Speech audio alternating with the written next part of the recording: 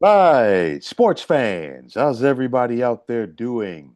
William Martin coming at you one more time here on YouTube with another edition of the 300 Pounds of Sports Knowledge Podcast.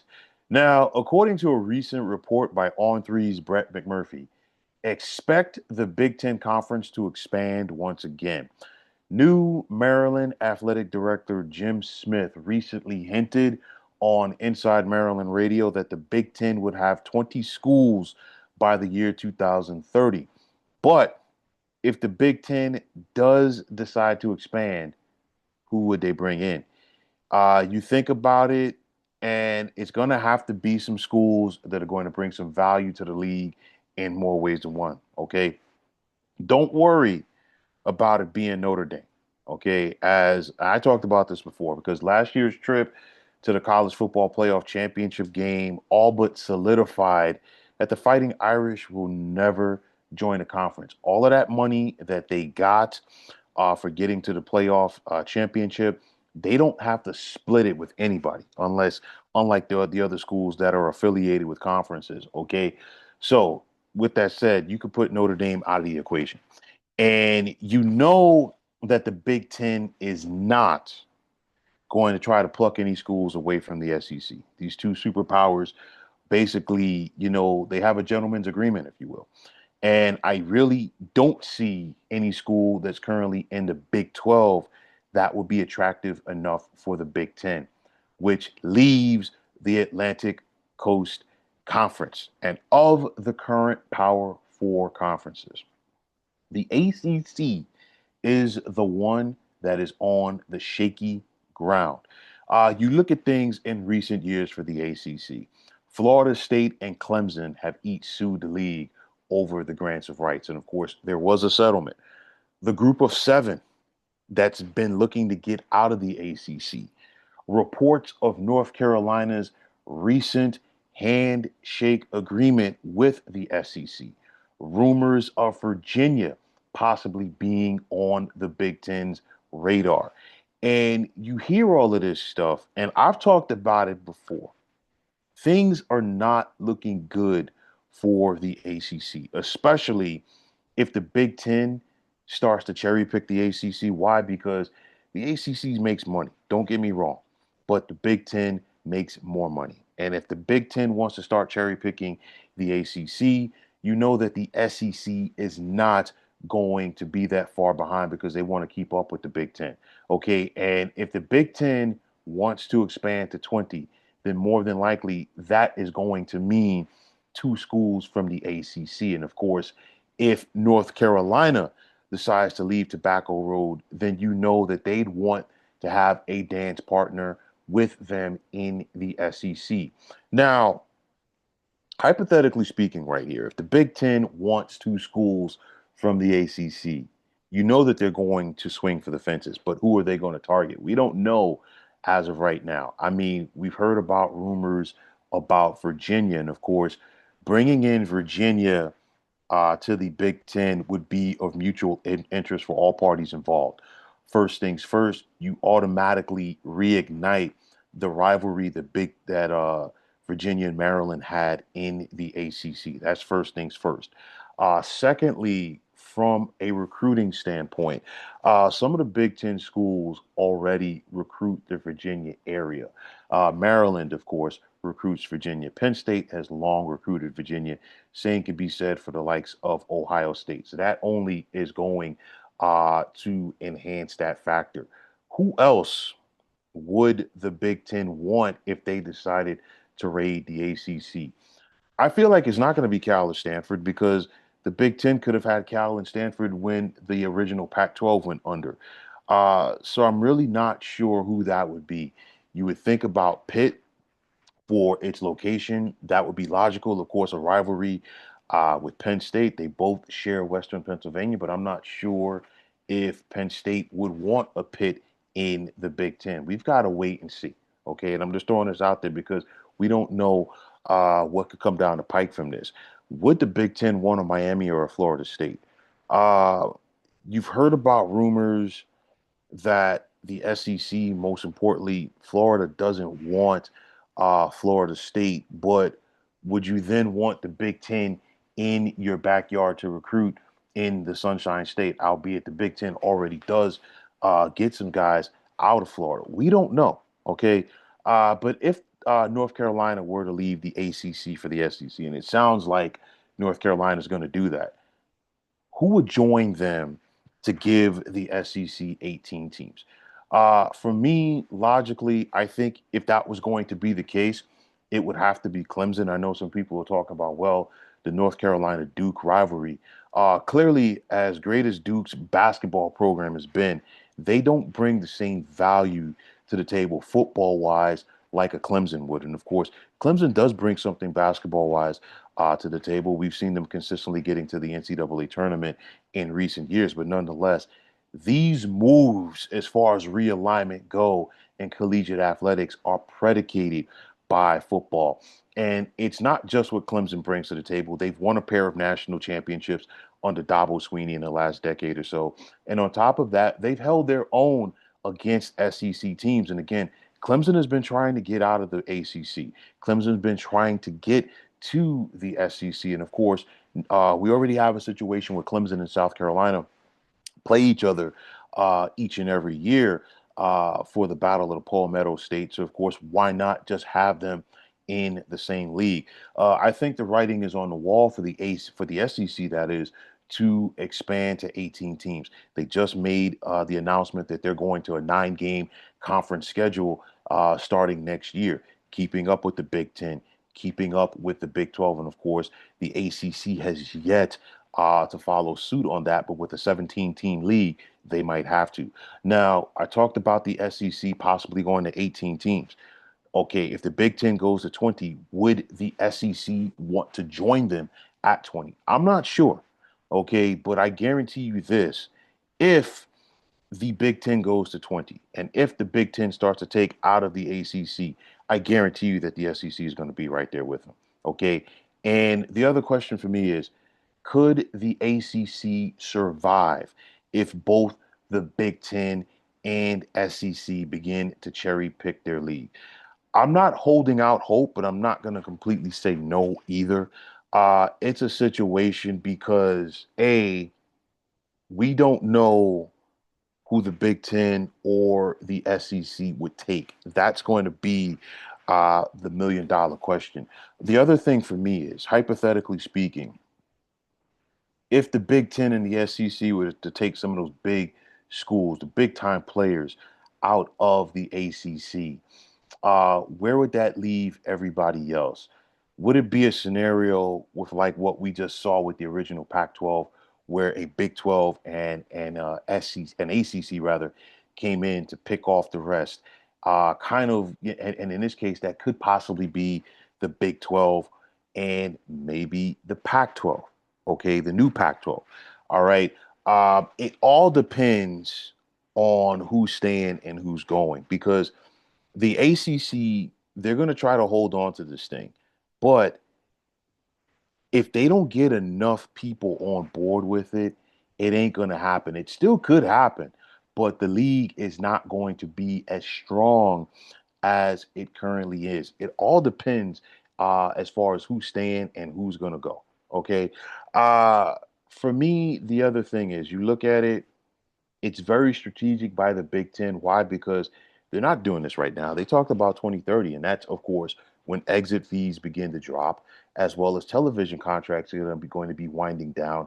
So it's going to be that much easier for them to get some of these desperate schools. And I guarantee you, some of these schools in the ACC are already talking to the Big 12. They're already talking to the Big Ten. They're already talking to the SEC, especially the Big Ten and SEC, because those are the two premier conferences that you're trying to get into.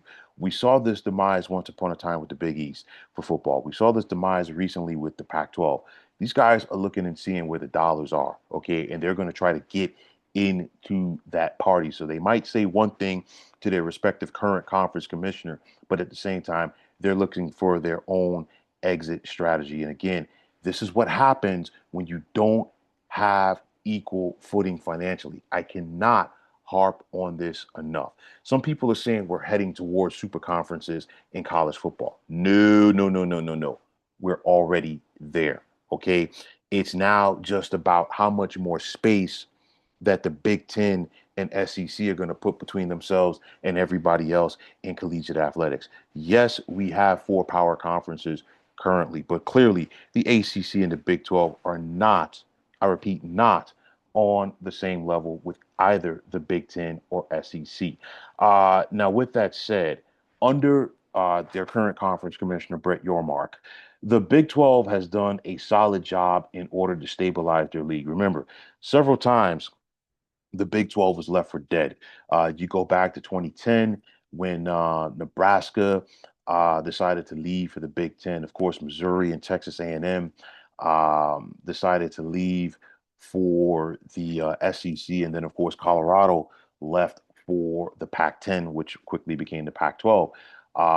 They were able to survive, and it looked like they were going to be on the ropes once again when Texas and Oklahoma decided to leave for the SEC. And of course, if you're Brett Yormark, you no longer have the blue bloods in your league, but he decided to focus on time zones. He also decided to focus um, on teams that still do have value. Clearly, not the value of a Texas or an Oklahoma, but also getting multiple networks on board with his product, which he has done. Okay. And you look at things, it's been the total opposite for Jim Phillips. I think he was looking at the long-term security of the ACC. And I give him all of the credit in the world to get that long term deal in. But I think the fact that the grants of rights went so long, it kind of scared off some of the schools in the ACC, especially when they saw the type of money that the Big Ten and SEC were getting, and they wanted to get in on that. And again, I'll use the same example that I used as far as things went with the original Pac-12. A USC is sitting back and they're frustrated because they're not getting the same type of football money that a Vanderbilt is getting from the SEC or a Northwestern is getting from the Big Ten Conference. And they're saying, wait a minute, we're USC. And it's kind of the same thing with some of these football schools in the ACC. They feel like they deserve more money. And again, when everybody is not on the same level financially, it causes a problem. Then, on top of that, in this age of realignment, we see what happens when a league lacks unity. Any team, any league rather, that has gone under is basically because they've lacked unity. We're finding that right now with the ACC. Jim Phillips has been preaching unity, but he doesn't have it. Okay, he has it probably from about half of the league, while the other half of the league is looking to get out of there for more money. So, with that said, a decade from now, are we still going to have an ACC to talk about? Again, possibly. It all depends on who's staying and who's going. And I look at it right now, I feel like the ACC has gotten to that point of desperation. And when you are desperate, okay, it simply does not work. I think about the original Big East, and they kept it together as long as they could, which was difficult because you had a league that, basketball wise, was one of the greatest in the nation. But only half of those basketball schools had football programs. And then, of course, when Syracuse and Pitt decided to leave, the guts of the Big East were taken out with it. They survived Miami, Virginia Tech, and Boston College leaving, but they could not survive Syracuse and Pitt leaving. And of course, they tried to, lure TCU, and that didn't work. And then there was talks of trying to get Boise and San Diego State for football, and it just blew up. And I think that's where we're getting with the ACC because they've had to get so creative to try to make this work. They brought in Cal and Stanford from the West Coast, and of course, Cal and Stanford, they're currently not getting a full piece of the pie to be in the ACC. They brought in an SMU who, SMU needed to get back to power conference status because they were left out to dry when the original Southwest Conference folded. Okay, but with that said, you look at the other schools, and again, it all comes down to who is going to remain, and it all comes down to the lack of unity right now that we're seeing from this league. And like I said, they're getting desperate. Bringing in SMU, bringing in Stanford, bringing in Cal. And, you've even heard talks about the ACC, possibly reaching out to the Big East as far as a merger. The Big East is not going to merge with the ACC for a lot of different reasons. Number one, the ACC has already taken a lot of the Big East original football schools. That's number one. Number two, you look at the Big East right now, they are doing pretty good just focusing on basketball. Of the 11 schools in the Big East, the only one that currently has a football program is Connecticut. And of course, they are a football independent. The basketball schools can care less about football money because in their mind, it's not their problem. And if you're the Big East, you're not going down this road again with half of your schools being football schools and the other half being basketball schools. So I think that right there screams of desperation from the ACC. I could totally see them if they start to lose schools trying to lure a Connecticut to the ACC, which they probably more than likely could. Okay, at this point be just due to the fact that UConn, along with Notre Dame, are the only football independents at the FBS level. And of course, if you're Connecticut, you're not going to get the same amount of money football wise that Notre Dame does. You simply don't have the tradition. However, with that said, UConn's football program, and this is no disrespect to anybody involved with it, they don't bring that much football wise to the table that is going to enhance things for the ACC. Basketball wise, yes. However, we've also seen UConn's basketball program, both men's and women's, struggle outside of the Big East when they failed in the American. Okay, the other option would be a Memphis, and of course, Memphis is being courted right now in so many different ways. They're being courted by the Pac 12. They're being courted possibly for the Big East for all sports, of course, except football. Memphis wants to get out of the American. The Big 12 has already told them no. Okay. And it's again, putting Memphis in the ACC would be great for basketball, but football wise, how much does that enhance things for the ACC to keep up with the other power conferences? Not a lot. I'm looking at it like this. If things truly go south for the ACC, the biggest winners from this, I think possibly, definitely would be the Big Ten and the SEC because they would get the cream of the crop as far as who they would want out of that league. Don't leave the Big 12 out of things. And of course, I would say don't count out the Pac 12. The Pac 12, they're going to be at 9 programs, of course, 8 football programs going into next year. All right, so that would put them in 9. If the ACC were to go under, hypothetically speaking, would that be enough to lure Stanford and Cal back to the West Coast? Because I really don't see long term how Stanford's and how Cal's athletic programs are going to be able to function and deal with all of the coast to coast travel just for conference games. So you just have to wonder about that. Okay, so that would allow the Pac-12 to, have even more life. The Big 12, of course, would try to lure some teams their way, and then, of course, the Big 10 and SEC would get the creme de la creme. Again, so many issues right now with the ACC. And I think when ADs start to talk about this publicly, you could see the writing on the wall.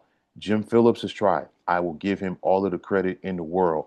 But at the end of the day, he's facing the same issue that so many other conference commissioners of failed leagues before him have had to deal with. And that's the bottom line is he can't keep everybody happy. Clemson and Florida State ain't happy. North Carolina's not happy. I don't know how happy or unhappy things are with Virginia and the ACC, but nonetheless, if you've got the Big Ten showing you interest, and the Big Ten could probably give you double the money that you're getting right now from the ACC, well, the bottom line is all of these school administrators, they're going where the top dollar is. And then again, if the Big Ten and the SEC start getting involved in cherry picking, I don't know how this league is going to survive. 2030 will be here before you know it. That's a lot of time for the ACC to try to shore up everything, but that's also a lot of time for bigger conferences like the Big Ten and the SEC to sweeten this pot.